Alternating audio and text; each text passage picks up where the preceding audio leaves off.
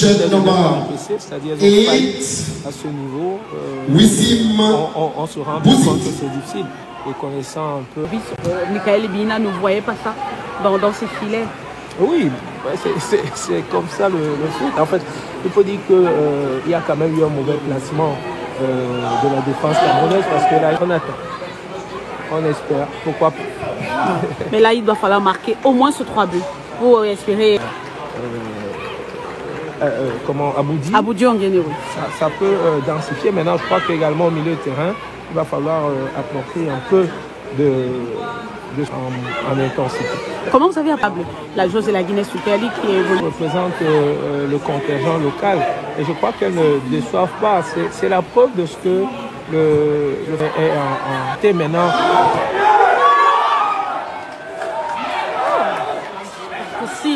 Et ça, on ne peut pas à chaque fois, quand on est devant le but et qu'il faut cadrer, on rate.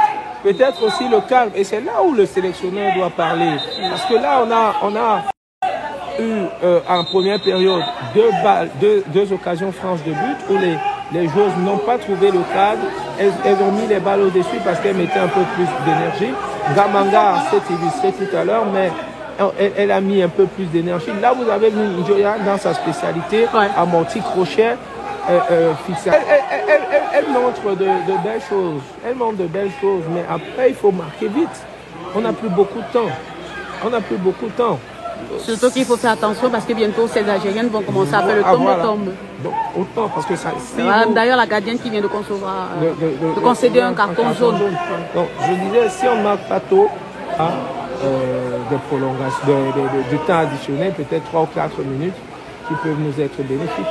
1-0 toujours en faveur des Algériennes ici au stade de la réunification de Douala Bipanda. Les indomptables qui ne parviennent toujours pas à tenir tête, qui ne parviennent même pas à égaliser, à réduire le score, alors que du côté d'Oran, la semaine dernière, c'était une défaite de 2-1 en faveur toujours de ces mêmes Algériennes.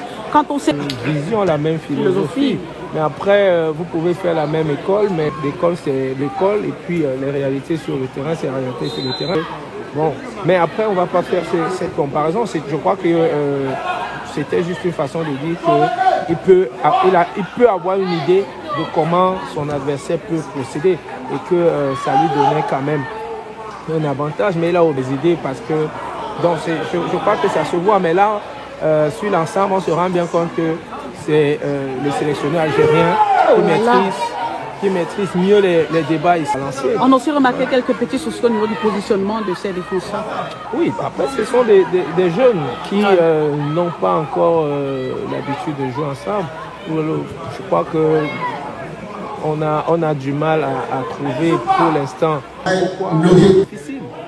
La charnière centrale, c'est pas quelque chose qu'on devrait changer n'importe comment.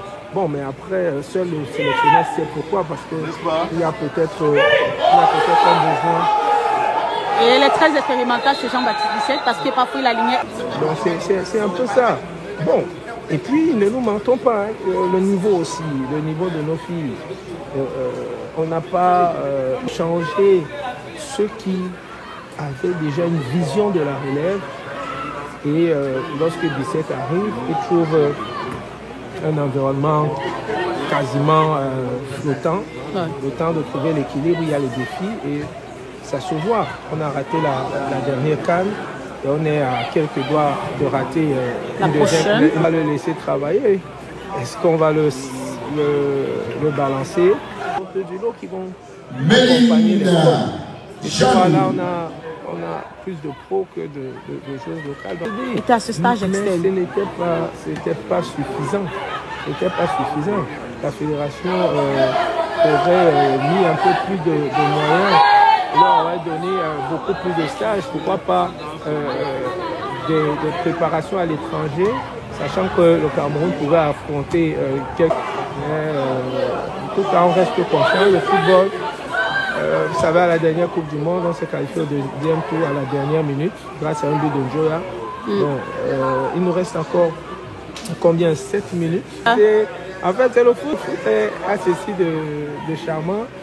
que tant qu'on n'a pas sifflé la fin, surtout dans ces circonstances. On va d'ailleurs commenter ce corner qui sera exécuté par Sunjoya Diarra en disant dans la surface de l'opération, on voit 6 joueuses camerounaises, parmi lesquelles Abou Djongene et la Mécos, qui vient d'ailleurs de toucher le ballon dans les airs. Mais...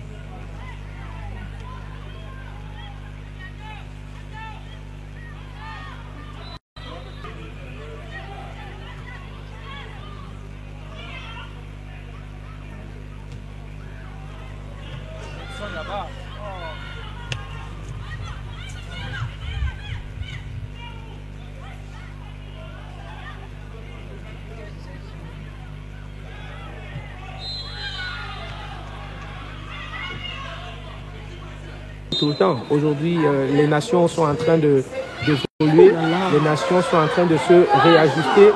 Et maintenant, si vous ne grandissez pas, si vous n'avez des stratagèmes qui vous permettent d'être performants, c'est compliqué. Vous avez vu le Maroc qui vient d'être champion du monde. Chez les hommes. Vous voyez, le Maroc organise toutes les compétitions. Parce qu'il y a un projet, et cette fois-ci, c'était même pas le Maroc qui organisait, c'était la Chine. Non, ce que je dis, c'est que le Maroc a aujourd'hui établi une vision de promotion de son football. Et ce qui s'est passé à la Coupe du Monde, la Coupe du Monde demi-finaliste, les U20 qui gagnent, ça veut dire